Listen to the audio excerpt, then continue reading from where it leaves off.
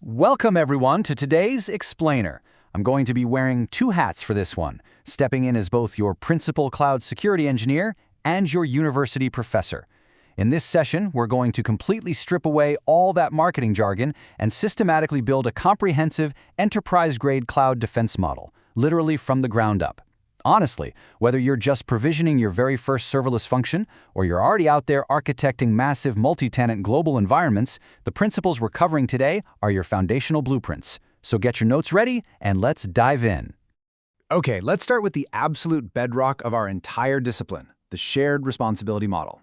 Now, there is a very common and frankly catastrophic misconception out there that moving to the cloud means you're outsourcing your security obligations to your provider. You absolutely are not.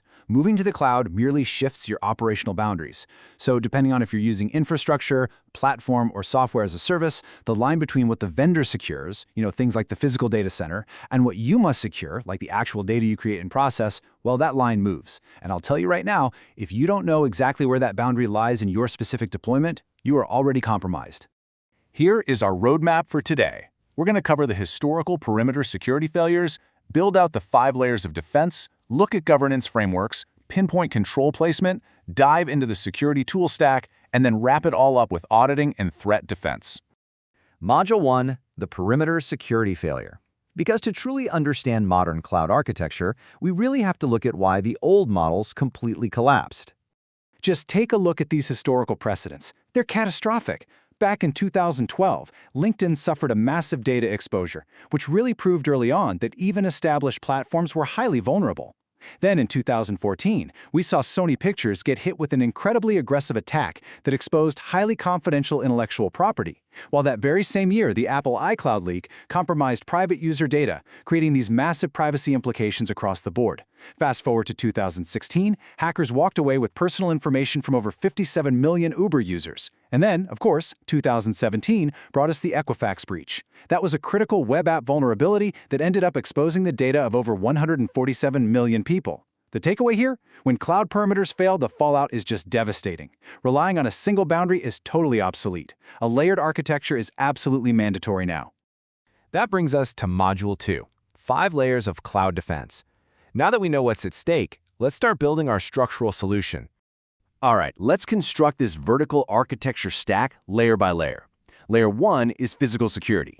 That's the biometric access controls and disaster recovery happening at the vendor's actual physical data center. Moving up, Layer 2 is network security. This is where we deploy our virtual private clouds, or VPCs, and then force DDoS mitigation to really isolate that traffic. Then we hit Layer 3, Identity and Access Management, or IAM. This is crucial. It's where we lock down user identities using multi-factor authentication and strict role-based access control. Layer 4 tackles data encryption, making sure we're safeguarding our assets both when they're sitting at rest and when they're in transit. And finally, Layer 5 is application security, where we're implementing secure coding practices and deploying web application firewalls. Let's actually drill down into the mechanics of where we place security controls within these layers. We really need to understand the foundational risk at the virtualization layer. So the hypervisor, think of the VM kernel in an ESX server. That's the magic that allows host resource sharing. But it's also exactly what enables isolation between your virtual machines. Now, if an attacker intentionally compromises that hypervisor, well, that essential isolation fails entirely. Game over. Contrast that with network interface risks. That's where an attacker is trying to capture traffic coming in or out of the standard network. So, securing your hypervisor requires incredibly strict configuration control and host-based intrusion prevention, whereas those network risks, they get mitigated at your routing and firewall levels. Module 3, Cloud Governance and Frameworks. Because, as we know, security doesn't just exist in a vacuum. We need rulebooks. Let's contrast the 3 major institutional models you're going to be using heavily as an engineer. First up is the Cloud Security Alliance, or CSA. They give us the Cloud Controls Matrix and the STAR Registry, and these are basically your go-to trusted resources for actively assessing your cloud service providers. Next, we have NIST. Their guidelines operate a bit differently. They are heavily utilized for federal security standards, and they focus on really rigorous security lifecycle categorizations and highly tailored risk assessments. And finally, we look to ENISA. They offer specific guidelines that are intensely focused on resilience, multi-tenant security metrics, and making sure you are in strict alignment with European data protection laws like the GDPR. As an architect, you're going to be mapping your technical controls directly back to these frameworks every single day. Let's move into Module 4, Security Control Placement Rules and Best Practices. Time to set up our non-negotiable operational rules. Look, the best architecture in the world is completely useless without operational discipline. You have to maintain continuous configuration and patch management. Keeping systems updated in a virtual environment is just as critical as it is in a physical one. You also must enforce rigorous data classification based on sensitivity, because if you don't know what's sensitive, you don't know what needs the highest protection. Furthermore, you have got to implement the principle of least privilege access via role-based access control. That means users get only the permissions they absolutely need to do their job and nothing more. And lastly, you have to run continuous security monitoring to detect anomalies in real time as they happen. Now, how you actually apply these rules requires very distinct engineering strategies depending on what your data is currently doing. Defending data at rest, say sensitive files just sitting in cold storage or living in a database, that requires strong, persistent encryption algorithms and really stringent access controls right on the storage volumes themselves. Conversely, defending data in transit, which is data actively moving across your VPC infrastructure or heading out to the internet, well, that demands secure communication protocols, like TLS, to ensure nobody is intercepting or tampering with that data while it's mobile. Module 5, the Cloud Security Tool Architecture Stack. We've got the rules. Now let's talk about the exact tools we use to enforce them. Let's decode this alphabet soup, shall we? First is CSPM, or Cloud Security Posture Management. This automates the identification of misconfigurations. For example, it's going to flag that insecure storage bucket you accidentally left open to the public internet.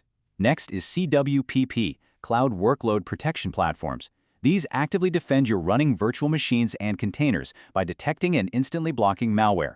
Then we've got CIEM, Cloud Infrastructure Entitlement Management. This one parses incredibly deep into your identity permissions just to ensure only authorized access is happening. Following that, CSMV, or Cloud Security Monitoring and Vulnerability Tools. These ingest all your logs to detect and thwart active ongoing breaches. And finally, CASB. Cloud Access Security Brokers sit right there between your users and your cloud apps to enforce your enterprise security policies across the board.